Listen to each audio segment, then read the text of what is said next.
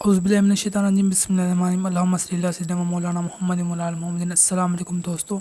Friends, आज के lecture में जोफ्री चासर की बायोग्राफी डिस्कस करेंगे। जोफ्री चासर के वर्क्स को छोड़ के उसके एडवेंचर, बैकग्राउंड, फैमिली बैकग्राउंड और जो काम उसने किए और जहाँ जहाँ पर उसने विज़िट की वो प्लेस भी जानेंगी।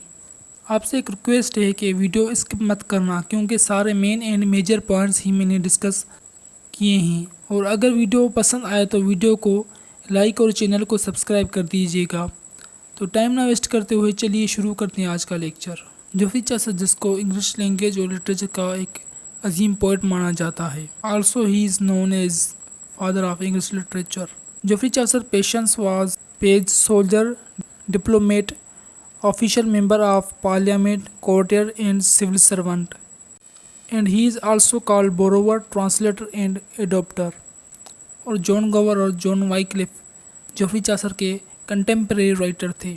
चासर की बर्थ 1340 में लंदन, इंग्लैंड में हुई और डे और मंथ का आज तक किसी भी इंसान को मालूम नहीं।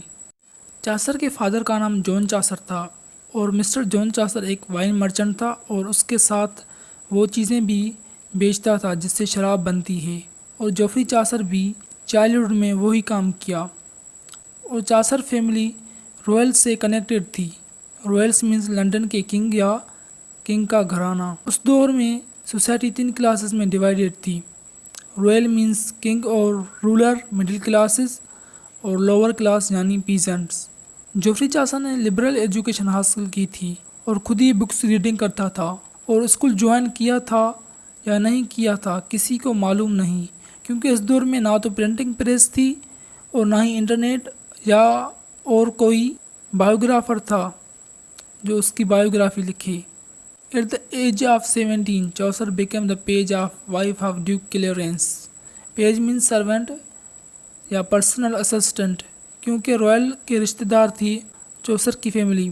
और तो चासर की एज 17 साल मीन्स चासर अभी बालिग हो रहा था, तो उसने एक बड़े आदमी के बजाय चासर को चुना, क्योंकि क्लेरेंस किंग एडवर्ड III के तीसरे बेटे थे। 2 साल बाद यानी at the age of 19 Chaucer ने इंग्लैंड की तरफ से फ्रेंच वार में हिस्सा लिया। ये वो वार थी जो 100 वार के नाम से जानी जाती है, जो कि फ्रेंच और इंग्लैंड के दरमियान हुई। But Chaucer fail to became warrior, तो उनको कैदी बना लिया गया और बट किंग एडवर्ड III ने उसे रिहा करवा लिया। जब वापस हुआ तो किंग ने चासर को अपना वालिट बना लिया, मीन्स अपना एक ख़ास सलाहकार, पर्सनल एडवाइज़र, अपना ख़ास आदमी बना लिया। अब क्या था, बस नौकरी मिलने की देरी थी। चासर को छोकरी भी मिल गई। चासर बन गया दूल्हा राजा फिलिपा के साथ। कुछ सालों बाद चासर को एक बेटा हुआ जिसका नाम लीव्स रखा। चासर का एक वर्क है ट्रीट्राइज एंड एस्ट्रोबेल। यही वर्क चासर ने अपने बेटे को डेडिकेट किया है। 1370 से 1378 तक चासर इंग्लैंड के सफ़ीर बने। उसकी वजह यह थी कि चासर अब पार्लियामेंट के मेंबर बन चुके थे और पूरा का पूरा यूरोप ट्रेवल किया। वहाँ जाता, घूमता, मौज मस्ती करता और वहाँ के लोगों से मिलता और उनसे सीखता और कुछ सिखाता। और वहाँ लोगों की सोसाइटी और उनके कल्चर, ट्रेडिशन, लॉज, रूल्स और नेचर को ऑब्ज़र्व करने का मौका मिलता, तो वो अपने वक्त में कंपोज कर देते थे। चासर ने वहीं से फ्रेंच और इटालियन लैंग्वेज और लिटरेचर सीखा और उनके ऑथर से इंस्पायर हुए, जैसे पेट्रार्क की डिवाइन कॉमेडी और बोक्काचियो की 100 डेकामेरॉन। और चासर की बिजी लाइफ ने ही मजबूर किया लिखने को, क्योंकि चासर को काफ़ी एक्सपीरियंस हो गया था, बस देर थी तो लिखने की। उसने काफ़ी लोगों से मिल रखा था, हलूचे से लेकर लॉयल तक, हरामी से लेकर हिलाली तक, एजुकेटेड से लेकर अनएजुकेटेड तक। चासर ने अपनी लाइफ में 3 किंग्स को सर्व किया था, Edward III, Richard II and Henry IV। 1387 में चासर की वाइफ फिलिपा की भी डेथ हो जाती है। और जब जोफ्री चासर का आखिरी वक्त आया तो गवर्नमेंट की तरफ से पेंशन मुकर्रर किया गया और मरते दम तक वो मिलती रही। Chaucer had read too much, Chaucer had seen too much. Geoffrey Chaucer के वर्क्स 3 पीरियड में डिवाइडेड हैं, फ्रेंच पीरियड, इटालियन पीरियड और इंग्लिश पीरियड। चासर के पहले 30 ईयर को फ्रेंच पीरियड का नाम दिया गया है, जिसमें फ्रेंच लिटरेचर से इंस्पायर होकर फ्रेंच लैंग्वेज में वर्क्स लिखे, जिसमें romance of rose, book of duchess, complaint on pity ABC, parliament of fowls and few minor poems, जो कि मोस्टली लिरिकली थे।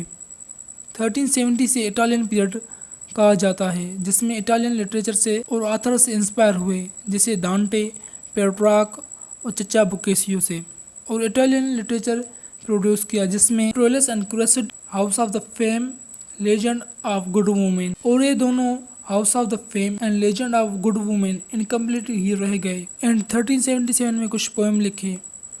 वर्क्स इनकम्प्लीट होने की वजह ये थी कि चौसा ने इंग्लिश लैंग्वेज में लिखना स्टार्ट किया, मीन्स लोकल लैंग्वेज जो इंग्लैंड में यूज़ हो रही थी उसको प्रायोरिटी दी और लोकल्स के ऊपर लिखना शुरू किया, मीन्स लोअर और वर्किंग क्लास के कैरेक्टर उठाए और कैंटरबरीज लिखना स्टार्ट किया और छोड़ दिया इटालियंस वर्क्स को लिखना। पर इंग्लिश पीरियड के वर्क्स कैंटरबरी सिर्फ 24 स्टोरीज ही लिख पाए, मीन्स ये भी अनफिनिश रहा।